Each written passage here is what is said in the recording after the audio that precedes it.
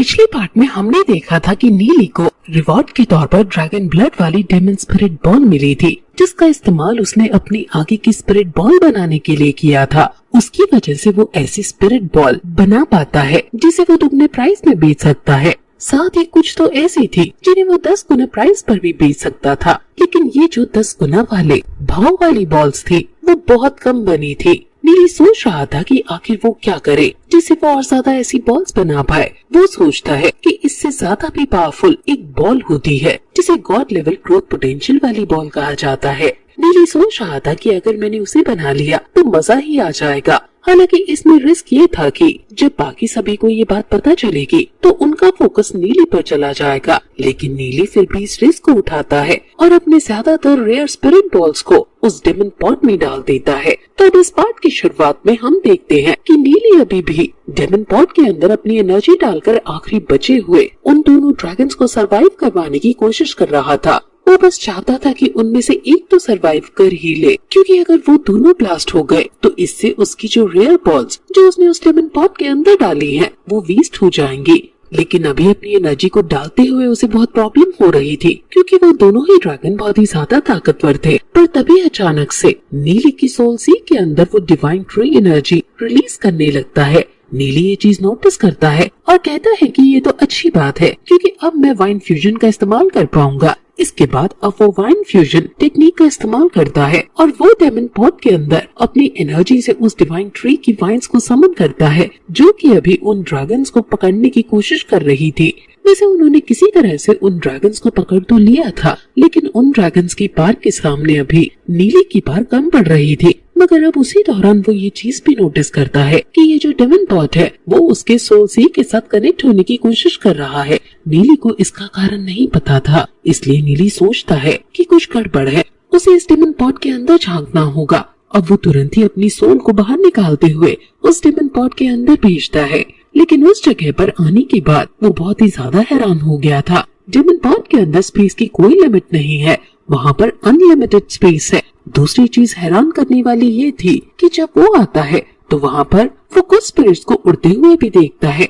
ये वो स्पिरिट्स नहीं है जो अभी उसने यूज की है, ये वो वाली है जिन्हें वो डिस्ट्रॉय कर चुका था। मतलब कि प्रोसेस के दौरान ये डिस्ट्रॉय हो गई थी। वो सोचता है कि इसका मतलब ये एनर्जी डिस्ट्रॉय होती ही नहीं है, ये एनर्जी डेमन पॉट के अंदर ही घूमती रहती है। वैसे नीली सोचता है कि अगर मैं इस एनर्जी को ही एब्सॉर्ब कर लूं तो कितना अच्छा रहेगा, क्योंकि ये स्पिरिट बॉल्स वैसे भी डिस्ट्रॉय हो चुकी थी। इसका मतलब अब वो इनका और कुछ इस्तेमाल तो कर ही नहीं सकता।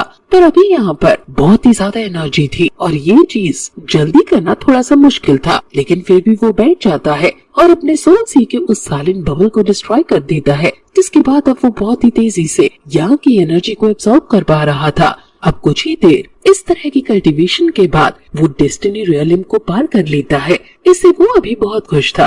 वो सोच रहा था कि मैंने कई महीने बचा लिए, क्योंकि इतनी ही एनर्जी बाहर एब्सॉर्ब करने में और तो और स्पिरिट स्टोन की मदद लेकर भी एब्सॉर्ब करने में उसे कुछ महीने लग जाते। वैसे इसकी वजह से अभी वहाँ डिवाइन ट्री के ऊपर उसकी एक सोल भी डेवलप हो गई थी। वो उसे देखता है, लेकिन वो थोड़ा हैरान था क्योंकि सोल का कलर रेड था, जबकि उसकी प्रीवियस लाइफ में जो सोल उसे मिली थी वो कलरलेस थी। नीली सोचता है कि ये कलरलेस सोल तो बहुत ही ज्यादा स्ट्रॉन्ग है, इसका रेड कलर क्यों है ये उसे नहीं पता था। लेकिन वो कह रहा था कि शायद उसने डेमन पॉट के अंदर कल्टीवेशन की, इसी वजह से इसका कलर रेड हो गया होगा। वैसे इसके बाद अब वो वहाँ से बाहर निकल कर आता है और बाहर आने के बाद वो फिर से वाइन फ्यूजन टेक्निक का इस्तेमाल करता है। बस इस बार फर्क ये था कि पिछली बार 1 या 2 वाइन्स आई थी, लेकिन इस बार बहुत सारी वाइन्स आकर उन दोनों ड्रैगन्स को पकड़ लेती हैं, जिसकी वजह से नीली कामयाब हो जाता है एक रेयर स्पिरिट बॉल क्रिएट करने में। इसे God level grow dragon blood spirit ball कहा जाता है।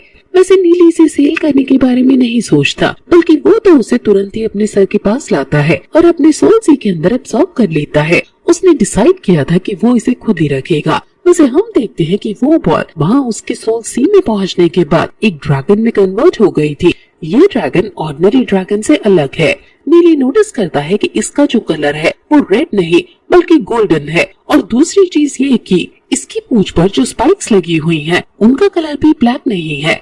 वो कह रहा था कि ये एक हाइब्रिड ड्रैगन है और एक एडल्ट हाइब्रिड ड्रैगन बहुत ज्यादा पावरफुल होता है, करीबन मार्शल मास्टर लेवल जितना।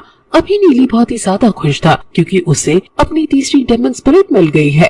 वो सोचता है कि ये मुझसे भी ज्यादा लेवल पर है, इसका मतलब मैं इसका यूज करते हुए खुद से भी ज्यादा स्ट्रॉन्ग ओपोनेंट से फाइट कर सकता हूँ। साथ ही वो ये भी कहता है कि मुझे अब इस तरह के रेयर बॉल्स बनाने का तरीका भी मिल चुका है, इसका मतलब अब मैं और ज्यादा पैसे कमा पाऊंगा। वो अभी सोचता है कि अगर वो फिर से इस तरह की god level dragon blood demon spirit ball बना पाया तो बाकियों का रिएक्शन कैसा होगा। वैसे अब इसके बाद फिर से लू हमें बताना शुरू करता है। वो कहता है कि आज के दिन के बाद से कुछ महीने तक ऐसा ही चलता रहा। नीली हमेशा क्लास में जाता, क्लास अटेंड कर वापस आता और फिर से यहाँ स्पिरिट बॉल्स बनाने के लिए बैठ जाता। साथ ही उसने भाई से भी बात कर ली थी कि उसे अब और ज्यादा ऑर्डिनरी डेमन स्पिरिट बॉल्स की जरूरत पड़ेगी और भाई को भी कोई प्रॉब्लम नहीं थी क्योंकि उसे तो इस चीज के पैसे मिल रहे थे और वैसे भी नीली से उसकी दोस्ती भी बहुत पक्की हो चुकी है। अभी नीली बहुत सारी बॉल्स क्रिएट कर रहा था जिसमें कुछ अच्छी खासी गुड ग्रोथ वाली थी और कुछ थोड़ी अपर ग्रोथ वाली थी। वो सभी को सेट कर बहुत ही ज्यादा पैसे कमा रहा था क्योंकि उसके पास कस्टमर्स की कमी थी ही नहीं। वैसे इस बीच वो 3 और गॉड लेवल ग्रोथ वाली ड्रैगन स्पिरिट बॉल्स क्रिएट कर लेता है। उसमें से 2 उसने पाए और लू को दे दी थी और एक वो शाओ को दे देता है।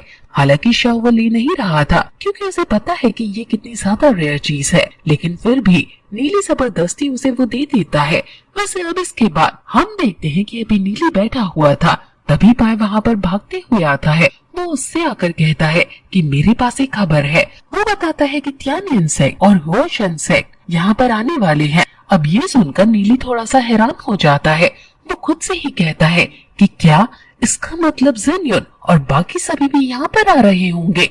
वो खुश था क्योंकि अब कई महीनों बाद वो अपने दोस्तों से मिलेगा। वैसे पाए सिर्फ इतना बताने नहीं आया था, वो मेन बात तो ये बताना चाहता था कि उनमें से एक सेक्ट में सिर्फ लड़कियां ही शामिल हो सकती हैं और मैंने सुना है कि वो सारी लड़कियां बिल्कुल परियों की तरह हैं। वो कहता है कि हमें जल्द से जल्द वहाँ चलना चाहिए। वैसे अब इस तरह की बात चल रही हो और लू ना सुने, ये तो हो ही नहीं सकता। वो तुरंत ही वहाँ पर आता है और कहता है कि हम देर किस बात की कर रहे हैं, हमें चलना चाहिए। इसके बाद वो तीनों ही हंसते हुए वहाँ से निकल जाते हैं। वैसे उस जगह के बाहर पहुँचने के बाद पाए बता रहा था कि दोनों ही सेक्ट के मास्टर और डिसाइपल्स हर साल एक बार यहाँ पर आते हैं। वो आगे आने वाले टाइम की कुछ प्लानिंग करते हैं, जैसे कि जो ट्रेड चलता है अलग अलग सेक्ट के बीच में, वो उसके बारे में बात करते हैं। साथ ही बाद में हमें जानने को मिलता है कि एक खास डिवाइन पूल है जिसके लिए 3 इविल सेक्ट में लड़ाई चलती रहती है।